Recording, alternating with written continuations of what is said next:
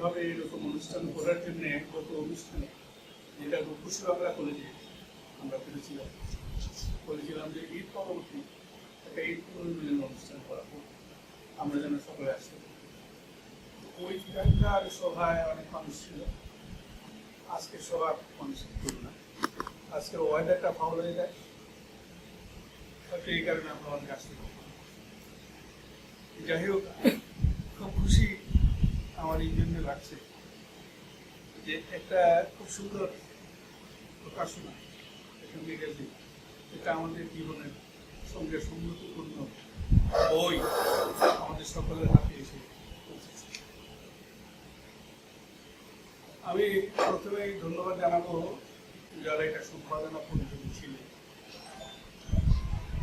অনেক কম ভুল আছে, যেমন সম্পাদকের তৃতীয় নম্বর লাইনে একটা ভুল আছে। আমাদের এই যে কণ্ঠশৈলী, তিনি একসময় কুমিল্লা জেলায় যত আমরা উপস্থাপন করতাম তার অত্যন্ত সুন্দর কণ্ঠশৈলী দিলেন আর কত দুরাজের। তারা দুইজন ছাড়া রাষ্ট্রীয় কুমিল্লা গ্রুপ অনুষ্ঠান হয়েছে। আমি যখন বোর্ডের ইন্সপেক্টর কলেজে ছিলাম তখন ইনি আমাদের অনুষ্ঠানগুলো যাই হোক, এই অনুষ্ঠানের প্রথমেই একটা জিনিস আমি আপনাদের সকলের অবগতির জন্য জানাচ্ছি, সেটা হচ্ছে এখানে আমার নামে একটা কথা আছে, তারা কালা অন্ধ ও বোবা অধ্যক্ষ কমিটি। আসলে আমার কথা, এটা সূরা বাকারার 18 নম্বর আয়াত, অর্থাৎ তারা বুদ্ধি অন্ধ এবং বোবা। এটা হবে না, এটা আল্লাহর আয়াত, আল্লাহ পাক এই কথাটা তাদেরকে বলেছেন যারা কোরআনকে পাওয়ার পরও হেদায়েতের মধ্যে আসে, তাদের জন্য এটা বলা হয়েছে। যাই হোক, সম্পাদকীয় সুন্দর, পাতাগুলি সুন্দর, বিন্যাস সুন্দর, সম্পাদনা পরিষদের যে বিন্যাস এটা খুব সুন্দর, ছাপা ভরে ঝকঝকে, আর উপরের প্রচ্ছদ সহ বাদ দিলে, প্রচ্ছদ দুটা বাদ দিলে মোট পৃষ্ঠা সংখ্যা হয় এখানে 60। অনেকেই ভালো ভালো কবিতা লিখেছেন, সুন্দর কবিতা হয়েছে। আমরা তো আসলে এই কবিতা অনেকেই পড়তে চাইনি, মানে মনে হয় যে কবিতা আর এখন এটা কি করতে, এখনকার কবিতার মধ্যে তো ছন্দ নাই। আমরা আগে যেমন নজরুলের ছন্দ করছি, রবীন্দ্রনাথের করছি, বা সুকুমার রায়ের করছি, ওই ছন্দ বলতে আমরা অন্তমিল বুঝি, এটা আসলে ছন্দ। যেরকম অন্তমিল, যেমন পাকাপাকি একটা কবিতা আছে সুকুমার রায়ের, একটু কাজ করিয়ে, এই যে হাত পাকে লিখে লিখে চুল পাকে বয়সে, যে কামিতে পাকা ছেলে বেশি কথা কয়েছে, লোকে কয় কাঁঠাল সে পাকে নাকি কিলিয়ে, বুদ্ধি পাকিয়ে তোলে লেখাপড়া গিলিয়ে, কাজ পাকে ফোড়া পাকে প্রতি করে টন টন, কথা যার পাকা হয় কাজ তার টন। ওই যে এইরকম যে মিল পায় তারাই আমরা বলি ছন্দ। এটা আসলে ছন্দ। আমরা যে কবিতাগুলি আজকালকার করি এর মধ্যে ছন্দ আছে, এই জন্য ছন্দটাকে আমরা অন্তমিল ধরে রাখি। অন্তমিলের কবিতা এখন চলে না, এখন গৈরিক ছন্দ। এইরকম একজন ডাক্তার যে প্রথম কবিতাটা লিখেছে অত্যন্ত সুন্দর, অন্তর্নিহিত তাৎপর্য অত্যন্ত ভালো। আমরা নিজেরা জানি না আসলে কবিতা কাকে। কবিতার অন্তর্নিহিত সৌন্দর্য ব্যাপক, সুতরাং এইখানে ওই কবিতাগুলি যারা পড়তে জানে বা যারা অর্থ বোঝে তারা দেখবেন তার মতো অনেক ব্যাপকতা আছে। আর আমাদের আবুল হাসান বাবুল সাহেব, তিনি একটা কথা লিখেছেন, তার কথাটা অসাধারণ সুন্দর। তিনি এক জায়গায় লিখেছেন যে আমাদের এখানে কিছু অতি প্রথম দোষ আছে, আমরা ইচ্ছা করলে অতি প্রথম দোষটা পরিহার করতে পারতাম। আবার এক জায়গায় লিখেছেন কোনো জায়গায় এক কথা দুইবার এসে গেছে, আমরা যদি খুব মনোযোগী হতাম তাইলে ওটা আমরা বাদ দিতে পারতাম। তাই এই নাটশেল তিনি বুঝাতে চেয়েছেন যে আমাদের কর্মটা ভালো, আমাদের উদ্দেশ্যটা ভালো, এবং সেই কারণে আমাদের কর্মটা ভালো হয়েছে। এইখানে একজন মায়ের কথা বলা হয়েছে অনেক সুন্দরভাবে, যিনি রত্নগর্ভা পর্যন্ত। তিনি কিন্তু আমাদের পাঁচপুর ইউনিয়নের কারিনীনগরের বিল্লাবাড়ির সন্তান। ওনার ডাক নাম হচ্ছে লিলি।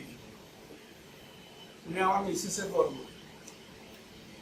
রেজিস্ট্রার মান্নান সাহেবের মিসেস, ওনার 4টা ছেলে আর 4টা ছেলে মেয়ে, 2টা মেয়ে 2টা ছেলে, তারা সুপ্রতিষ্ঠিত। তিনি রত্নপ্রভা অযোধ্যা পুরস্কার দিয়েছেন এবং তিনি পাওয়ার যোগ্য। ঢাকা ইউনিভার্সিটি থেকে তিনি বাংলা ভাষা এবং সাহিত্যে অনার্স মাস্টার্স করেছেন, কিন্তু চাকরি বাকরি করে নাই। তার ছেলে মেয়ে 4 জনে ভালো চাকরি করে উচ্চ বেতনে চাকরি। আর বিশেষভাবে এখানে একটা আবেদন করা আছে জাকাত তহবিলের জন্য। এটা আমি মনে করি এটা একটা অপরিহার্য। আমরা যারা জাকাত দেনওয়ালা, আমরা যদি আমাদের জাকাতের একটা কিছু অংশ এখানে দিই, তাহলে আমাদের আত্মীয় স্বজনরা কিন্তু খুব উপকৃত হবে।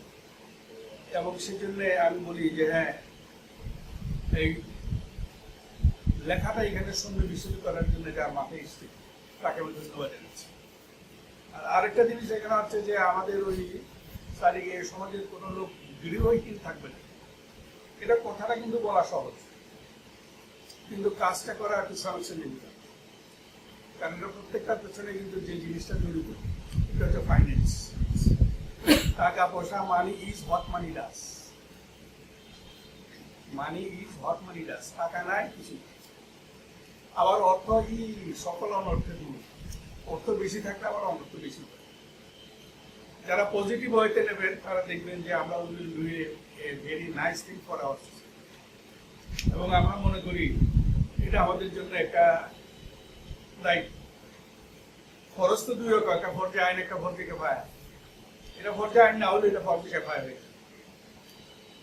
তারপরে আবার এখানে অনেকগুলি কথাবার্তা আছে যেগুলি আমাদের চারিয়ে সমাজের অনেকে আমরা না পড়লে শিখতাম না, জানতাম না। এগুলি আমরা অবশ্যই যদি একটু বইটা পড়তে পারতাম। যাই হোক, আমরা যে এখানে অনেক কথা পেয়েছি, পাশে আরো একটা কথা পেয়েছি কি, এটা আমার কাছে একদম নতুন লেগেছে। সাধারণত প্রকাশনা অথবা ছবিতে অথবা ম্যাগাজিনে এগুলি থাকে না। বিয়ে সাথে সম্পর্কের ইতিহাস, যেমন নতুন বিয়ে যারা করছে, যুগল বন্ধু তাদের পরিচয় এখানে দেওয়া আছে, সুন্দরভাবে পরিচয় দেওয়া আছে, কে স্বামী কে স্ত্রী, কে স্বামী কে স্ত্রী, কে কোথায়, ইত্যাদি ইত্যাদি আছে। এটা আমার মনে হয় এটা এটি দেবের ডিকশনারির মতো একটা খুদে ডিকশনারি হয়ে গেছে। আমরা সারিয়ে সমাজে অনেক মানুষের ইতিহাস এটা পড়লে আমরা কিন্তু ফেল।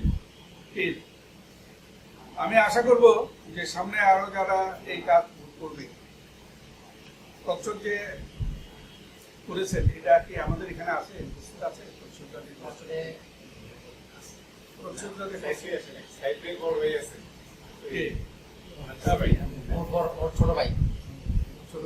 অসাধারণ একটা প্রচুর গ্রাম বাংলার চিত্র দিয়ে, হ্যাঁ, রবীন্দ্রনাথের অবারিত মাঠ, গগনললার সুবিত পদধূলি, ছায় সুযোগী শান্তির ছোট ছোট গ্রাম দিয়ে পল্লব ঘন আনন্দ কাটানো, রাখালের খেলা গেল স্তব্ধ অতল, দিঘি কালো জল মিশিতে শীতল স্নেহ। আমাদের ঠিক এক্সাক্টলি এরকম একটা প্রচ্ছদ উপহার দিয়েছে। এটা কম কথা নয়, এটা অনেকের পক্ষে সম্ভব নয়। প্রচ্ছদের পরে যে পিছনে যেটা আছে এটা একটা হবে, থাকে। আমি আরো খুশি হব আমাদের এইরকম অনুষ্ঠানগুলির মধ্যে আরো বেশি করে আমরা যেন উপস্থিত করতে পারি।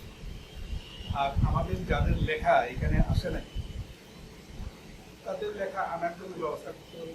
কিছু কিছু এটা তো চতুর্থ, এইরকম জ্ঞান গর্ভ রচনা সমৃদ্ধ লেখা আশা করি আগামী সংখ্যায় যখন এটা প্রকাশ হবে তখন সেটা পাবে।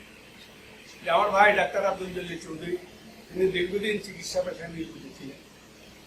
চিকিৎসা বিষয়ক অনেক কিছুই কিন্তু আমরা তার কাছ থেকে, তার লেখনের মাধ্যমে আমরা শিখতে পারি।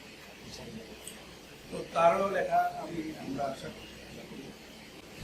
করি আমাদের সকলের পূর্ণ সহযোগিতার দ্বারা আজকের দেশ যেমন সমৃদ্ধ, আগামীকালের দেশ আরো সমৃদ্ধ হবে এবং এই সমৃদ্ধ হবে এই আশা ব্যক্ত করে আপনাদের সকলকে অনেক অনেক শুভেচ্ছা এবং ধন্যবাদ জানিয়ে আমাদের বক্তব্য শেষ করছি। আল্লাহ হাফেজ।